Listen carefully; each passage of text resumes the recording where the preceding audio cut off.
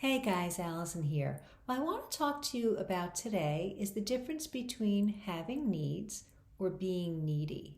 Now, little trick question, because I think when we use the term that's call somebody she's very needy or I feel I'm always needy, it's usually kind of more of a derogatory term. We're really kind of saying that that person seems to be too demanding. But what it usually indicates is that some need is not being met emotionally. And usually what we find is that somebody who appears needy really is using like maladaptive ways of trying to have their needs met. So how do we avoid this? I think is to first off recognize that we all have legitimate important emotional needs. Now we obviously have the basic needs, food, shelter, water, clothing, and all of that stuff. But I'm talking more about emotional needs. So what are our basic human emotional needs, all right? We need to feel loved.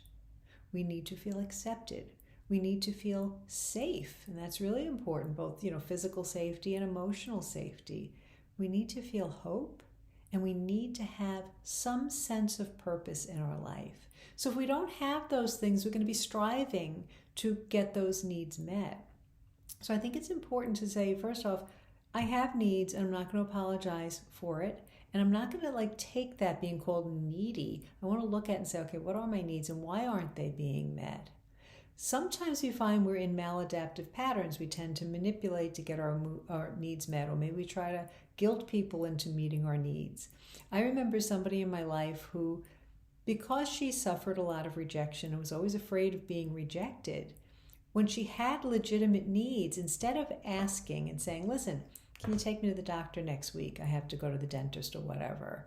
She would wait until the last minute, until it was really an urgency. And then her family members would get very upset because then they felt pressured and manipulated.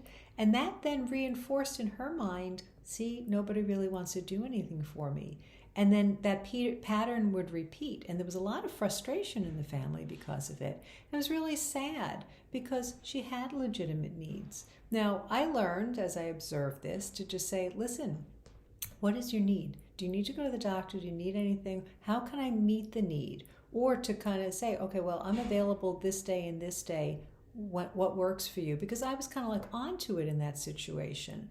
But often we find ourselves in patterns, especially with family members and maybe kids, that we feel manipulated by their neediness.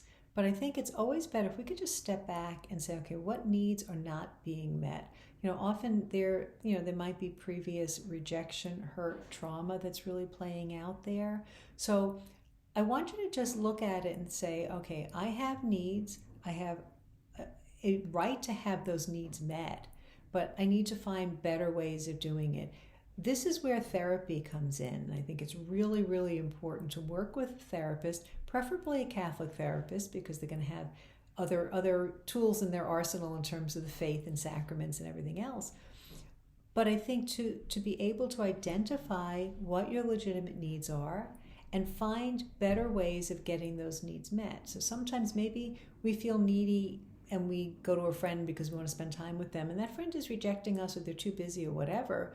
Well, then we can, if we recognize that it's a need for companionship, we need to find ways to develop other friends or other join things or whatever. So having needs or being needy. Please don't call people needy. I just don't like that because I think it does make people feel very shamed for having needs. And a lot of people who don't know how to have their needs met really were shamed as children for expressing their needs, or maybe they did it in a bad way and they learned to become ashamed of it. So important to know what your needs are, find healthy ways of meeting those needs. If you find yourself in a pattern like that, or maybe you have somebody in your life that appears needy, that's where a therapist can really help you to kind of sort out what the needs are, what your needs are, so that you can find ways of negotiating that so that everybody's needs get met, because that's really the goal. Hope you find that helpful. Make sure you like and share the video, and please sign up on my mailing list below. God bless you.